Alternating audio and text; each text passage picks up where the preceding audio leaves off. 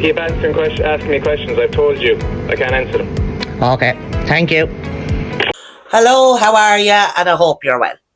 For those of you that don't know me, guys, I'm Charlie, and I would like to welcome you if you're watching for the first time, second time, or the 50th time. Welcome to What a Lot of Crime. But today, it's not going to be an overly long video today. I did a video yesterday on the three little animals who bet up that Croatian man, Josip Strop. The jury was out for deliberations when I finished the video. We have got a verdict in the case. Now, I never had any doubt in the jury coming to the right decision in the case, because one thing we can pride ourselves on in being Irish is we've an inbuilt bullshit detector. And what these guys and their solicitors were trying to tell the jury was just total and utter bullshit. They let one guy away with it. I'm not sure if he's been going to be charged with manslaughter or what. Conor Rafferty was found not guilty of murder. I'm presuming he will be found guilty of manslaughter. Now, a few more details have surfaced in the case. I'll read through this article here. We will stop as usual and interject my opinion. I'd love to hear your opinions also in the comment section of the video. And please, if you haven't subscribed, please like, comment and subscribe to the channel. And I'm doing my best to bring you news as it happens. I will, at the end of the video, tell you a little bit about the goal of this channel. It's not about just coming on and talking about this case and that case. There is a specific goal to the channel, which we'll discuss at the end. But first, you're here to hear the verdict in this case, so that's what we'll start with. These are the two guys, as once again we saw yesterday. Mark Lee, 44, and Anthony Delappe, 19, were found guilty by a majority verdict of the 11 jury members found him guilty. One fool thought they weren't guilty, but we'll leave him alone. 11-1 is okay in my mind.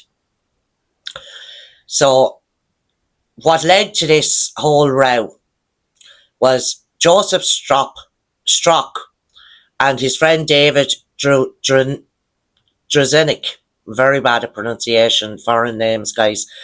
They had been drinking all day. They went to a bus stop and they met a 17-year-old and they asked him for a lighter. The young lad said, "I don't have a lighter." One of them, Mr. Drzenik, full of drink, decided to tease and torment him. One witness said he pulled him into the street. Now, I don't know whether this is true or false information, but these two, they walked off. They met three other teenagers and they told them, "Watch out for these two lads up here. They've already assaulted me. Watch out that they don't assault you." So these three little teenagers got onto the same bus as Mr. Strok and Mr. Drzenik. And they got off at the same stop as well. Whether that was their stop or not, I don't know. Whether they intentionally just got off at the same stop. They have said they were watching them, so I'm presuming that when they saw them getting off, they intentionally got off at that stop to follow him. So they went into this house and estate and they seen this Mark Lee guy. He was what age was he? 42, I think. Yeah, 44 years of age. So the three teenagers saw this fella. They knew this fella hated foreigners. He was after protesting down at some hotel about him because he heard, this fella hears everything.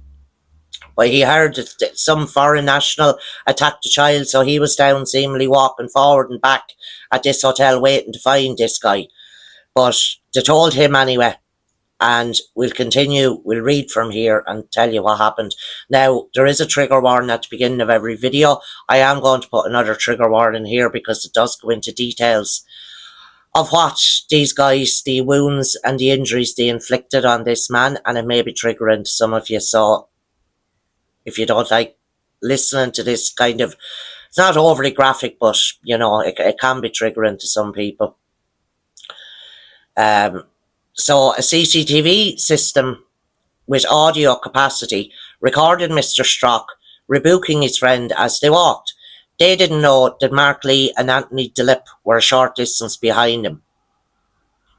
Am I missing something there now? Oh yeah, when they told Mark Lee, he was out walking his dogs. So he brought the dogs into the house. He stayed in there for about 50 seconds and he came back out, followed by Mr. Delappe. But so a CCTV camera now with voice recording has them all on it. And Mr. Strok was given out to his friend, Mr. Josip. A translator translated what he said. He said to his friend, "You're a completely different type of person when you're drinking. Fuck's sake, dude." So he wasn't happy with what the carry on at the bus stop that his friend had done to this young lad. So Lee emerged from, Delappe came out first. They were all in Miss Mark Lee's house smoking cannabis. Lee emerged from his house less than 50 seconds after he entered, followed by Delappe, who was 1 week past his 18th birthday and had been in Lee's house to smoke cannabis. So Delappe was carrying a hard plastic pickaxe handle. Both men walked fast after Mr. Drzenik and Mr. Strok and were followed about 40 seconds later by Conor Rafferty, who had also been in Mark Lee's house smoking cannabis.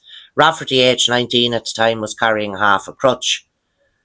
So these lads are stoned out of their heads now, and they've found something to do with their time.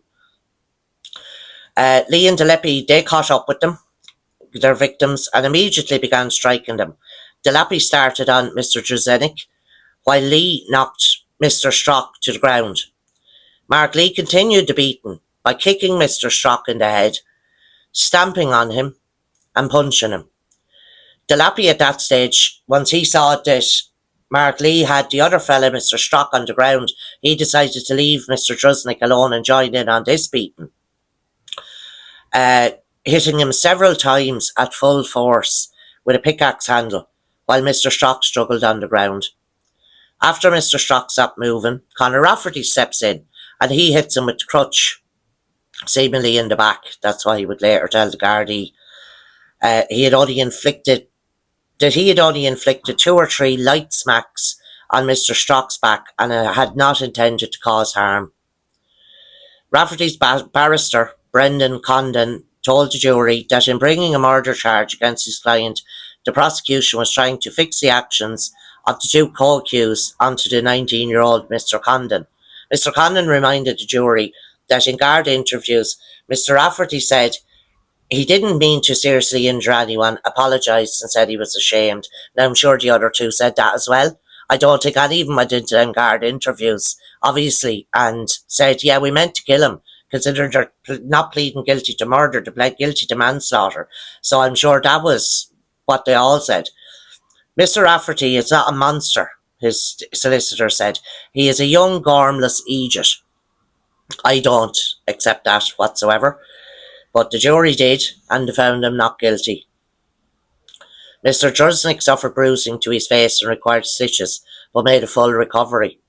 Mr. Strok had suffered one particularly severe wound to the back of his head, which caused a fracture of the skull and a catastrophic brain injury, and he died 4 days later in hospital. Mark Lee have no fixed abode, and Anthony Delappe of Clondalkin. They had pleaded not guilty to murder but guilty of manslaughter. We know the story there.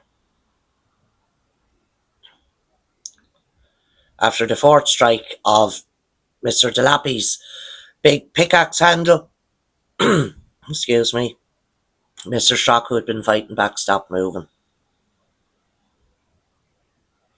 Lee told Gardaí it was terrible the way homeless are treated while illegal immigrants run amok. Now, Mr. Lee is certainly not doing any favours for the homeless either, considering all he has to do with his time is sit in his house smoking cannabis. If he's that concerned about the homeless, why is he not in a soup kitchen helping feed them, going out distributing blankets with Vincent de Paul?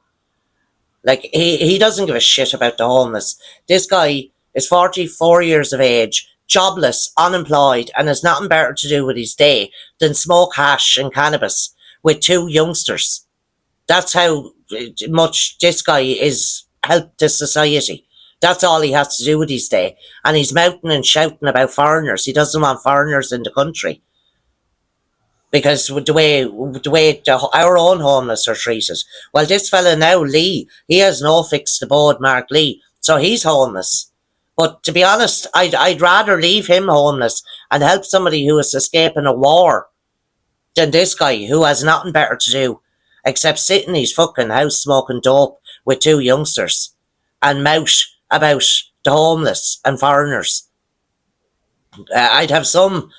I mean, if you're so concerned about the homeless, go out and fucking help them. You know, go out and help them. But the solicitor says, Rafferty's solicitor said, he's just a young, harmless idiot. I don't believe that for a minute. A young, harmless idiot. You can see him coming out of the court here with a dirty little grin on his face that is saying, it's saying to me, ha ha, I got away with it. My solicitor was better than theirs. He got away with it. I mean, a young, harmless idiot that goes with these two rotten scumbags, and when there's a man lying on the ground, not even moving, he's seen the assault that's happened to this man. He's not so harmless of an idiot that he picks up the phone and rings the cops or an ambulance to come and help him. What does he do? He goes in and hits him another few times with a crutch. I don't know how hard he hit him. The jury didn't know how hard he hit him. The cops didn't know how hard he hit him. They're only going by his word about how hard he hit him. I mean, he wasn't so harmless to not come out of the house, to sit in the house maybe and ring the police. I think a very severe sentence might have taught other harmless idiots that this is not okay. It's not okay to just go around and be a harmless idiot and assaulting people. If you're such a harmless idiot and you don't know what to do in a situation like this, try ringing the Gardaí, the cops, ask them for some advice. Tell them, oh, I'm so fucking stupid that I don't know what to do. I don't want to follow me two friends. They're going out to be up to lads. We're at the bus stop in blah, blah, blah, whatever the address is in Clondalkin. Will you come down here and help me? Because I'm so harmless that I don't know what to do to stop him. Try that. But to let him off is wrong. But at least the other two were found. Give me a minute till I stop this recording here. At least the other two were found guilty of murder. Like I said, I always had faith in the Irish jury. They smell bullshit. They smell bullshit. Now, the next stage is the sentencing. Now, for murder, I'm pretty certain it's a mandatory life sentence. How long of that life sentence they'll stay in prison is anyone's guess. Now, as I said in the beginning of the video, for those of you that are watching, we're getting subscribers every day, 2 or 3 new subscribers. So, just so you know, the object of my channel, it's not on here for entertainment, although I do hope I'm entertaining you in some of the videos as well. The idea behind this channel is the more I listen to true crime, just as a viewer myself, and read about these cases, and saw the Gardaí doing their job, saw juries doing their job, see the prison officers doing their job, but the whole justice system as a whole is not doing their side of the job. They're letting these guys out on life sentences after killing people, after 6 and 7 and 8 and 9 years. Now, the span of a life sentence has got longer, but there's no really fixed term to a life sentence. If a life sentence is going to mean you can go for parole, and these parents of these murder victims have to be bothered now again in 10 years' time or 8 years' time to go write letters as to explain, they have to explain why these killers shouldn't be let out. That's not right in my eyes. And if I can grow this channel big enough that maybe someday some parent or some family can send me an email and say, we have to go to a parole board hearing. Here is the case. Could you please highlight it on your channel? It draws attention. It's leaving justice out in the limelight. It's showing the whole of Ireland and the whole world through your little phone and through your iPad screen or through your television, however you're watching, the faults in our Irish justice system. That you have 3 sections of the justice system, all doing their jobs, the guards, the courts, the juries. But when it comes to keeping these guys in jail, there's something wrong that they're being let out. There's something wrong that it takes a family member to go for a parole hearing, to draw up all their wounds again, to go to a parole hearing, to write a letter explaining why this horrible killer shouldn't be let out. It shouldn't need a family to explain it. It should be obvious in the case that if you kill somebody, fix that life term to 35 years minimum before you can go for parole. And make it that if you don't go for these anger management and drug rehab and alcohol rehab and whatever other psychological issues you have going into prison, that you're blaming these psychological issues and drug addiction issues on your crime. If you don't go for help while you're in the prison system, you don't even get parole after 35 years. You don't even get the right to go for parole after 35 years. That's what I want. I want a fixed term of 35 years before you can go for parole. And if nothing else, it's leaving the parents of these victims, at least it's leaving them alone for 35 years before they have to go back to face this court system again. I mean, 7 and 8 years to a murder victim's family is like in a blink of an eye. They've only started healing when they have to go back into this court system again to plead, once again to plead that their child's killer or their brother's killer is kept behind bars. It's not right. And that's the idea of this channel. I want it to grow so that it does have some bit of an influence when these guys, these horrible people are coming up for parole, that the Gardaí and the justice system is aware that somebody out there is going to make a video highlighting this case. It's not done behind a closed curtain.